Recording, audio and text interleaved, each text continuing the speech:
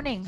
Lots of things happening in Formula One this week, but I do want to speak about the post-race interviews that were done with the podium winners in Canada. Obviously, Carlos Sainz, Max Verstappen, and Lewis Hamilton.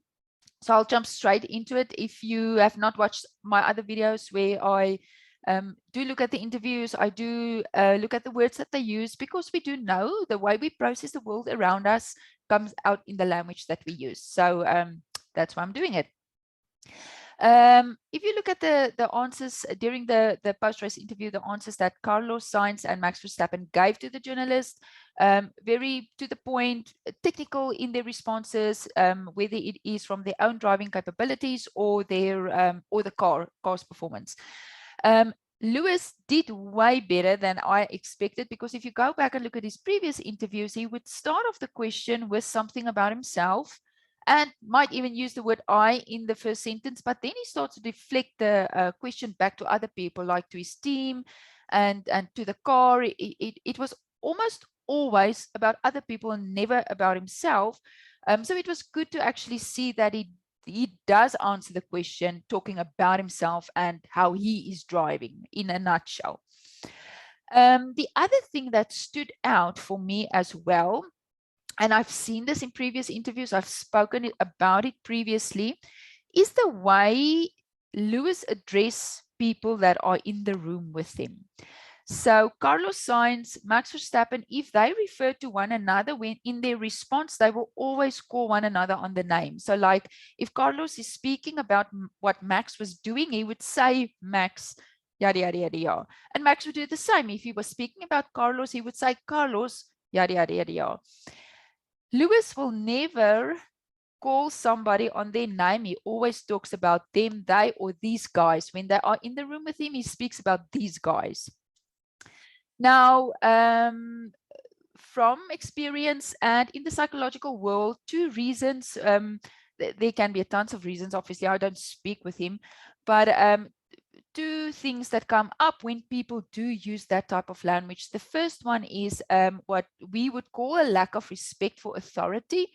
And authority can be based on just the presence a person brings into a room, based on a person's age, based on a lot of things. It depends on that friendship or that community, but not wanting to call a person on their name or addressing a person on their name can indicate a lack of respect and a lack of respect for the authority or whatever authority that person carries. The second thing, dissociation. So in other words, not being part of them, or not being, and we've all spoken like this, right? When we don't want anything to do with other person, we will talk about that person or they. We've all done it at some point in time. I've always gotten the sense that Lewis do not feel, based on how he speaks, do not feel inclusive in the paddock. We had this whole thing that came out this week with Nelson Piquet that made the comments. There is a lot of discrimination in sport, always. There is, if you are an athlete on this level, you are, and Lando spoke about it as well, you are going to get discrimination, people making remarks about you, people commenting on your social media posts, saying stuff that you cannot even fathom. Does a person even sit and do that the whole day? You are going to get these comments. I mean, with the athletes that I work with all the time, if you are in a position of that nature, you have to expect that that's going to happen, and you need to be psychologically and mentally at a place where you can manage that. It's going to be harder, but you can improve that threshold. And I want to leave you with a few thoughts, because we can never, as athletes, we can never ever change somebody else's behavior. It's great to go around and make a lot of noise and say everything about the other person and what needs to happen to the other person. That's fantastic and great. If people, seems like that's the norm nowadays on social media, first thing they do is lash out against the other people. If a person do not understand the link between their thoughts and their emotions or feelings, they will always blame other people. So if you do get that response on social media as an athlete, just remember this, and I'm going to explain a little bit about, to you about that now. But if they don't understand the link between what they're thinking and the emotions it brings up within them, they will always blame something else or somebody else. It's just how they operate. We all take in the world through our five senses. From the day we are born, we are exposed to a lot of things around us, a lot of people around us, not just your parents. I mean, if your parents take you out to a supermarket, you're exposed to the people in the supermarket, you're exposed to the language people use, whatever you use when you're standing in a queue. So you are exposed to a lot of things as a child, and even up until now, you continue to be exposed by the things that's happening in the environment, and we process everything through our five senses. Our brain processes it and then decides what needs to happen to it. If you have certain experiences, you're going to have a memory of that experience. And eventually, it's going to start to generate thoughts, right? So, or store thoughts or have memories and things like that around thoughts. When a thought comes into your mind and you attach a specific meaning to that, which you've done now through your experiences and growing up, it's going to provoke a specific emotion and feeling in your body. Now, for every single place you've ever been to, for every experience you've ever had, every person's face you've ever seen, you will have a specific set of chemical reactions that will happen in your brain that will kickstart that emotion, and that eventually will kickstart whatever it might be that you might feel in your body as what we would say a feeling. So the moment you attach a meaning, you're going to feel a certain way. And if you think that same thought over and over and over, you're going to have the same emotions and feelings over and over and over. And now it becomes your attitude based on that. If you have that particular attitude for long enough, weeks, maybe a few months, it now starts to become your personality, and you're going to act a certain way and you're going to behave a certain way. If you start to do that unconsciously, so you can just continue that pattern, you don't even think about it anymore. It's like somebody ticks you off and you get angry immediately. You don't even think about it anymore. It's just like somebody didn't wash their cup at work or left the milk outside at work, whatever the case might be. Or your coach just said a specific word, it triggers you, and that all happens subconsciously. Now you're going to have a certain habit, start to sort of ingrain certain habits in your life because of that.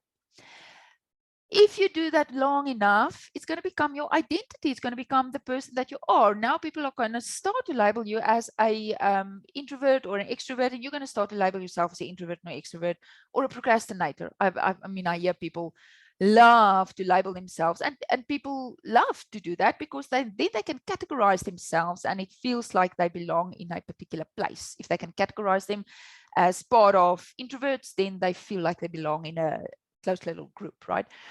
So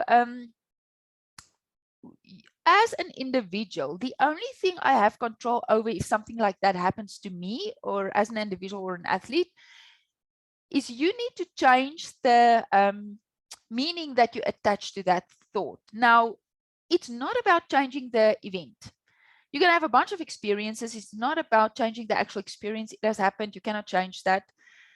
But within that experience that you've had, there were other things that it also meant that you're not aware of consciously because you haven't dealt with it, or you haven't thought about it, or you didn't reflect, or whatever. It can be different reasons for different people. But to find the other meanings within that experience, it takes a little bit of work because you're not in that reality at the moment. Takes a little bit of work, but to find the other meanings so that you can evoke different emotions and different feelings, things that you like about yourself, things that you would want in your life, and then obviously subsequently change behavior if there's a need to do that as well. So that is the only thing you as an athlete can control. You cannot control the other person and the remarks they make, and things like that. So yeah, I'm going to leave that thought with you.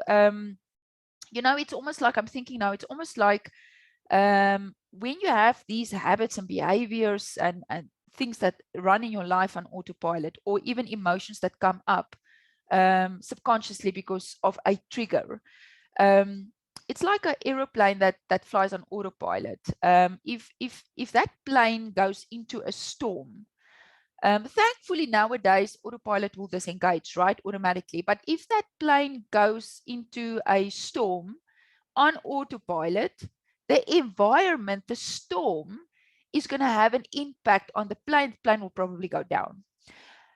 That is exactly what happens in our own life. If we have all of these habits and behavior, everything starts with a thought. If we all have all of that, emotions, feelings, for a ton of things that happen on autopilot, essentially what happens is our environment now controls us and steer us into a direction where we probably don't want to go. That's where we wake up 5 years later and think like, how the heck did I get here? And what have I done to get, you know, when people have all of these awakening thoughts about where their life is. So what you do want to do is, yes, there will always be things that will be in your subconscious mind, but you do want to have things happen in your life in your conscious mind so that you can have control over it. So yeah, I'm going to leave you with that thought. We have of the first practice session of Silverstone in 45 minutes. So we'll see how this weekend goes, and let's see. I'm curious to see how things will go with Lewis Hamilton, especially after he had a good weekend 2 weeks ago. We'll see. We'll see. Please subscribe to my channel. There are other videos. I did videos since the pre-season interviews, which was interesting. Actually, even speaking about some remarks Toto Wolff made at end of last year. So it's interesting to see, based on their comments and remarks and the words that they've used, what's happening with the team throughout the year. So we'll keep an eye on that and yeah, see what comes out of that. Have a great weekend, and I'll see you on the other side of the weekend.